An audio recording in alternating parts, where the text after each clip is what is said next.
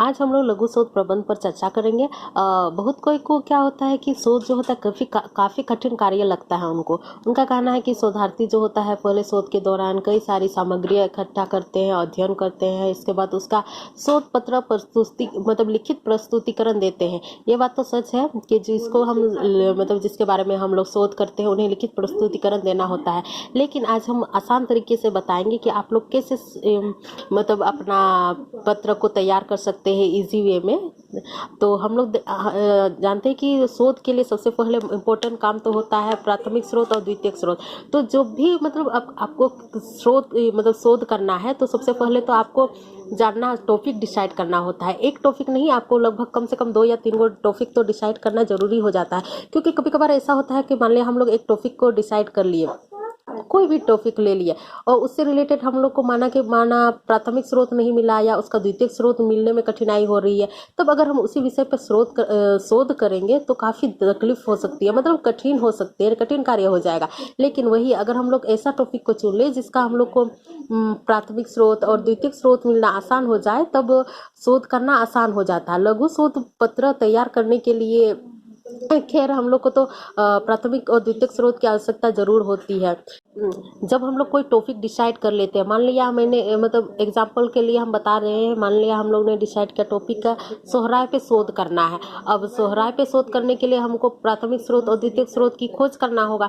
तो अगर हम जाएंगे प्राथमिक स्रोत की खोज करने तो प्राथमिक स्रोत हमको कहाँ से मिलेगा, यानी कि हमको दूसरों से, लोगों से पूछना होगा कि वो लोग कैसे मनाते हैं, नहीं मनाते हैं, इस सब के बारे में, या वो लोग को मतलब उसके पौराणिक कथाएं क्या है। अगर हम चाहे तो पौराणिक कथाएं उसको भी हम लोग ऐड कर सकते हैं, लिख सकते हैं। तो उसके बारे में हम मेरा प्राथमिक स्रोत क्या होगा, जिनको हम अपने बुजुर्गों से पता करेंगे वो मेरा प्राथमिक स्रोत हो जाएगा। द्वितीयक स्रोत जो हमको बुक किताबों में लिखा हुआ मिलेगा वो मेरा द्वितीयक स्रोत कहलाएगा। या अगर हम देखें कि न्यूज़पेपर मान लिया कहीं सोहराय पर्व चल रहा था तो उससे रिलेटेड वो आर्टिकल छपा न्यूज़पेपर में या मैगजीन में, तो वो मेरा क्या हो जाएगा, वो मेरा सेकेंडरी स्रोत यानी कि द्वितीयक स्रोत हो जाएगा। प्राथमिक स्रोत जिसमें हम दूसरों के से सुनेंगे। या मान लिया मैंने टॉपिक को डिसाइड किया कोरोना से रिलेटेड, तो हम लोग सबको जानते हैं, हम लोग कोरोना काल में खुद थे।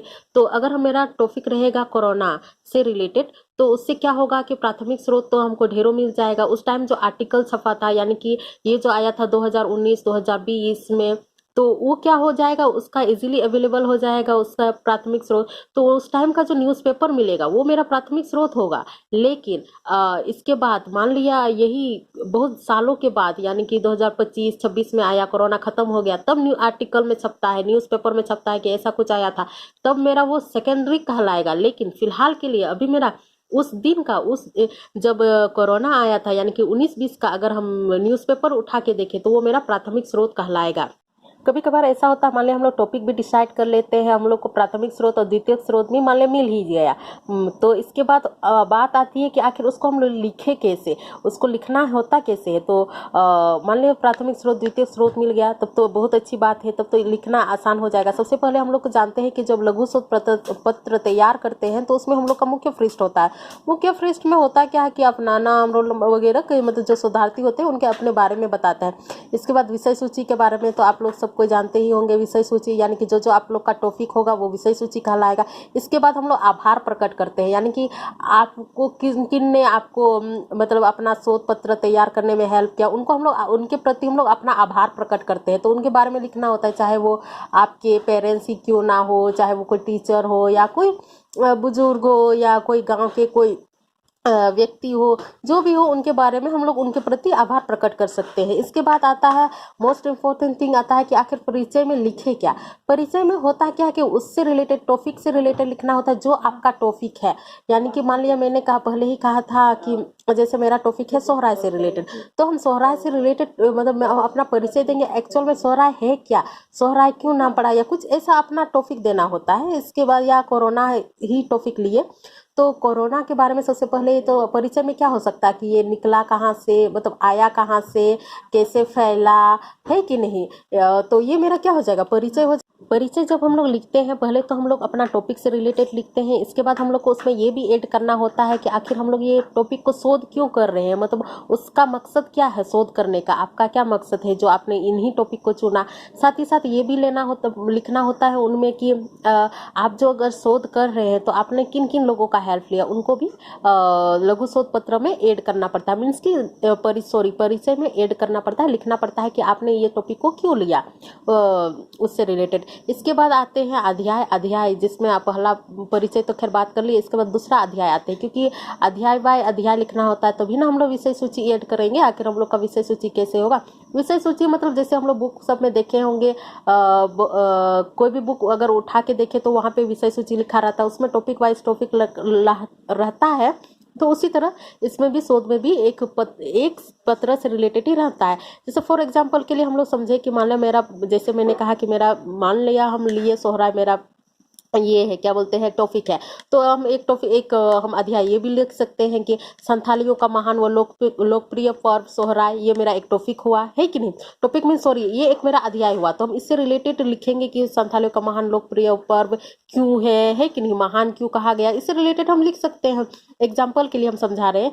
फिर मान लिया दूसरा अध्याय, ये तो अध्याय 1 हुआ, अध्याय 1 तो मेरा परिचय हुआ, ये अध्याय 2 हुआ मान लिया। अध्याय 3 में हम क्या लिख सकते हैं, अध्याय 3 में मान लिया हम लिख लिए कि सोहराय से संबंधित लोक कथाएं है कि नहीं, उससे जितने भी जुड़ी हुई लोक कथाएं हैं उससे रिलेटेड हम लिखे, और आधुनिकता का क्या प्रभाव पड़ रहा है या आधुनिक लोग क्या सोचते हैं, इससे भी रिलेटेड उसमें मतलब मिली जुली लिखना होता है। क्योंकि हम लोग सिर्फ बुक का छाप नहीं सकते, किसी का देख देख के सिंपल सा उतार नहीं सकते। शोध मतलब होता है आप उससे बारे में क्या सोचते हैं, आपका क्या कहना है, या वो जो मतलब पहले तैयार किया गया था या जैसे वो लोग का मतलब मानते थे, तो उससे रिलेटेड आपका मतलब क्या कहना है, उसको भी लिखना होता है। शोध मतलब वही हुआ। और मान लिया जैसे हम अगला अध्याय माने, तो अध्याय में हम ये भी लिख सकते हैं, मतलब एक अध्याय होता है ना 1 2 3 4, तो ऐसे ही मेरा दूसरा मतलब एक अध्याय ये भी हो सकता है कि सोहराय पर्व में आधुनिकता का प्रभाव, यानी कि ये मेरा एक नया टॉपिक हुआ कि देखो ये सब तो सबको को पता है कि संथालियों का महान पर्व महान है, मतलब लोकप्रिय पर्व जो महान व लोकप्रिय पर्व सोहराय है, और या सोहराय से संबंधित लोक कथाएं भी सबको को आता है। लेकिन आपने सोहराय टॉपिक को चुना वो तो ठीक है, लेकिन उसमें आपने नया क्या खोजा, ये तो ऐड करना ही होगा ना, है कि नहीं। तो मान लिया उसमें मेरा एक टॉपिक रहेगा आधुनिकता का प्रभाव, यानी कि अभी जो है मतलब सोहराय पर्व जो है पहले कैसे मनाते थे अब कैसे मनाते हैं, मतलब उसमें क्या आधुनिकता का प्रभाव पड़ा कि नहीं पड़ा, ऐसा आप मतलब इसमें टॉपिक वाइज टॉपिक ऐड कर सकते हैं आप जैसे चाहे वैसे। अब टॉपिक तो हो गया, मतलब अध्याय तो हो गया, अध्याय 1 2 3 4, और लास्ट अध्याय में क्या लिखना होता है, निष्कर्ष लिखना होता है। यानी कि आपने जो ये निष्कर्ष में होता क्या कि आपने जितना भी शोध किया इससे आपको क्या मतलब क्या निचोड़ आता है, तो वो जितना भी शोध है जितना मतलब अध्याय है उस सारा अध्याय का निचोड़ को हम लोग निष्कर्ष में लिखते हैं, है कि नहीं। इसके बाद बहुत इंपॉर्टेंट चीज़ आता है कि आखिर पाठ टिप्पणी या फुट नोट जो होता है या इंड नोट क्या होता है। फुट नोट को देखें, पाठ टिप्पणी क्या होता है कि जब फुट नोट मतलब जब संदर्भ सूचनाएं क्या होता है पृष्ठ के ठीक नीचे मतलब दिए जाते हैं तो उन्हें फुट नोट कहा जाता है। जैसे हम लोग कोई भी बुक खोल के देखे होंगे, मान लिया ये कोई एक बुक है, यहाँ पे कुछ मेरा लिखा हुआ था, तो ये मेरा लिखा हुआ था, यहाँ पे जो ऐसे लाइन करके यहाँ जो कुछ भी लिखा रहता है ना इसे, यानी कि ये रेफरेंस लिखा रहता है, इन्हीं को हम लोग फुट नोट बोलते हैं। यानी कि फुट नोट। संदर्भ सूचनाएं क्या होता है, संदर्भ सूचना मतलब कि आपने जो यहाँ इस अध्याय में जितने भी तैयार किए हैं उन्होंने आपने किस किस से लिया है, यानी कि किन्हीं लोगों से, किसी व्यक्ति से पता किए या कोई बुक का सहारा लिए, तो उसी को हम लोग यहाँ लिखते हैं कि मैंने इस बुक से ये लिया। मतलब एक कहने का मतलब है कि उस तरह नहीं लिखना होता है, उसमें एक तरीका होता है लिखने का भी। तो समझाने के लिए मैंने कहा कि यहाँ फुट नोट में हम लोग नीचे लिखते हैं कि ये बुक से लिए हैं, ये अध्याय था, पृष्ठ नंबर ये था और उसके लेखक ये हैं, उनके बारे में लिखा जाता है। और इंड नोट क्या होता है, जब हम लोग फुट नोट यहाँ ना लिख के लास्ट में लिखते हैं उन्हीं को हम लोग इंड नोट कहते हैं। जब पाठ टिप्पणी लिखना होता है तो उसमें क्या होता है, जब मान लिया कोई पुस्तक का लिखना होता है तो हम लोग क्या लिखते हैं, सबसे पहले लेखक का नाम लिखते हैं, इसके बाद क्या लिखते हैं, कोमा देके पुस्तक का नाम लिखते हैं, फिर कोमा देते हैं, फिर प्रकाशन का स्थान देते हैं, फिर कोमा देते हैं, वर्ष लिखते हैं, इसके बाद पृष्ठ संख्या लिखते हैं, आखिर आपने किससे लिया।